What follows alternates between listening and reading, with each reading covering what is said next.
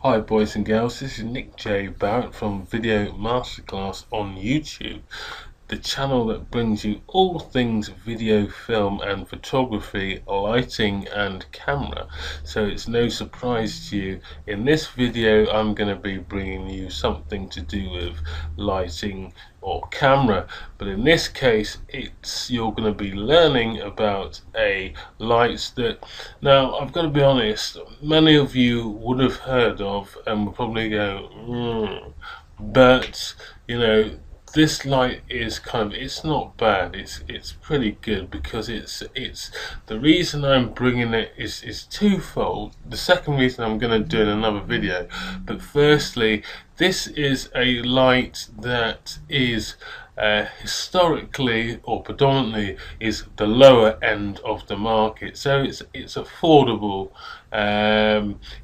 This channel is kind of about me taking the 14 years I spent working in the film industry as a cameraman and bringing some of those kind of effects that we had a lot of expensive equipment to create back to YouTube, but at an affordable level on a budget, so kind of how you can get a similar effect. So this light kind of falls into that category because it is predominantly the lower end of the market, but it still has a very strong presence on, everything up to and on a Hollywood production.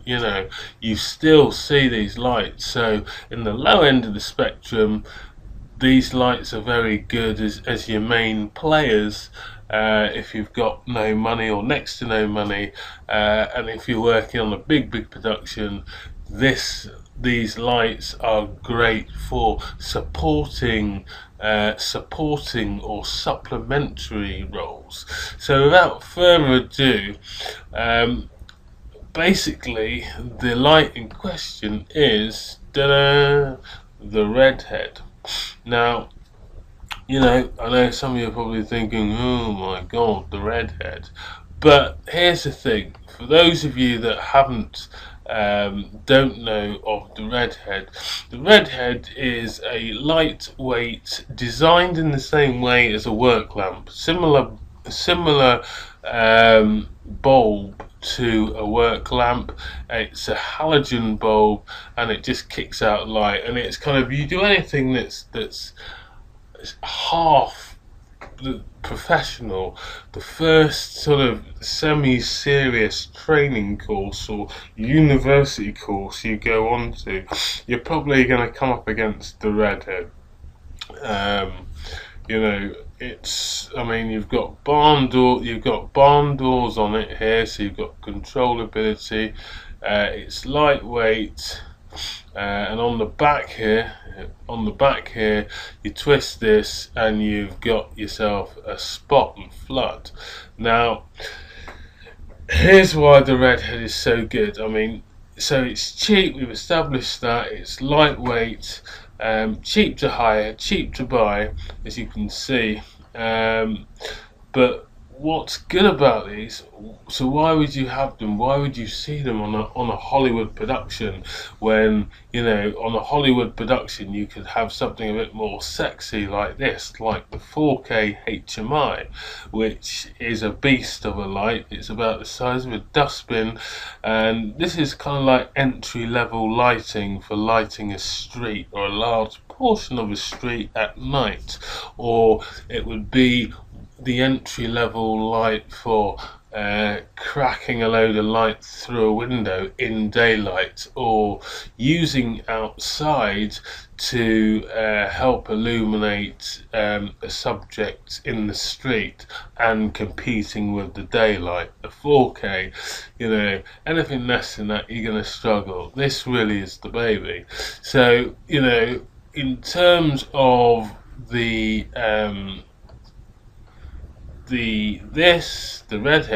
Redhead certainly isn't this, but in its own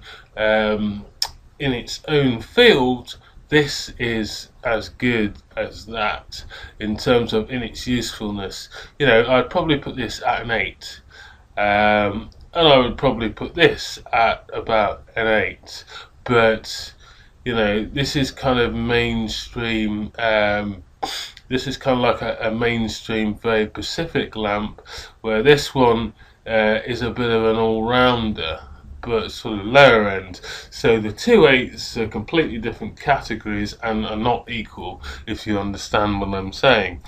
But you know, this is good. I mean, you can use this for, you know, what's good about this, why you'd use these on a professional production, is that basically they're lightweight and they kick out quite a punch, and they've got quite a broad circumference. Not a broad circumference, that's wrong. The light pull is quite broad. You know, this, if you take the barn doors off and shine it against the wall, you'll have a large circle of light, even though you're only 2 feet from the wall. Where other lamps like this, if you had this 2 foot from a wall, it wouldn't be quite so big because the Fresnel focuses it. So from that standpoint, this is good for, you know, you can hang this using this stirrup here. You can have it up the other way, and you can hang that from a lamp post. You know, put some sort of bastard amber on there and some straw, and a bit of quarter CTO, quarter orange, and you've got yourself a street light. That would create quite a nice pull at the bottom of the lamp post or into the road.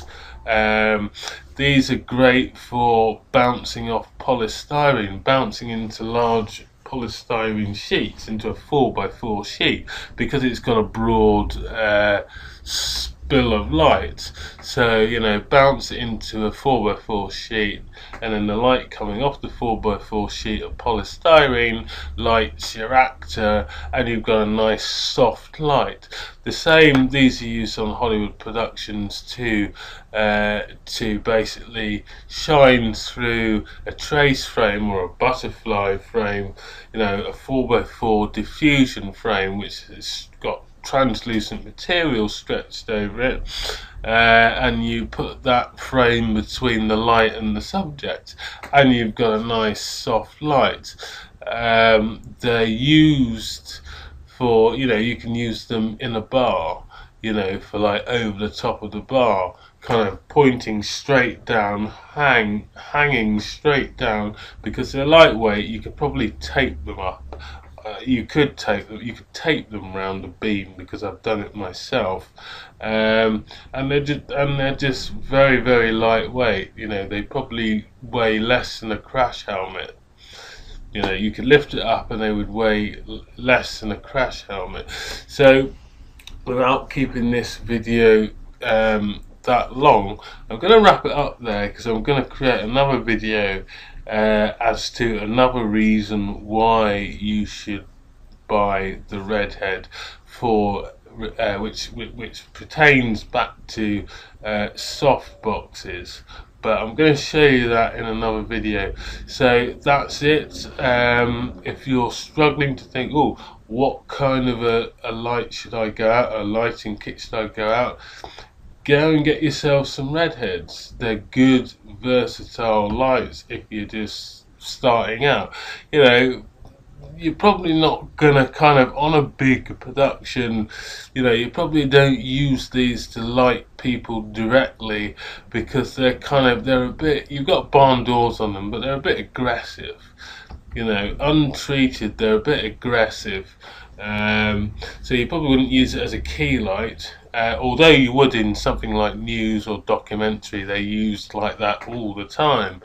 But in terms of for film, if you're wanting like beauty lighting and sort of to make somebody look really nice, you're probably going to use them to bounce into poly, because they're broad pool of light, or going through some sort of diffusion frame, or like I said, if it's quite a dramatic effect, like directly above and people walking through the pool, then that harsh light you get from them works really well. Okay, this has been Nick J. Barrett. I shall see you inside another video. Feel free to leave a comment if you have any questions, or you can hit the like button, or you can share if you think someone else would find it interesting, or you can do all of that, or you can do none of it.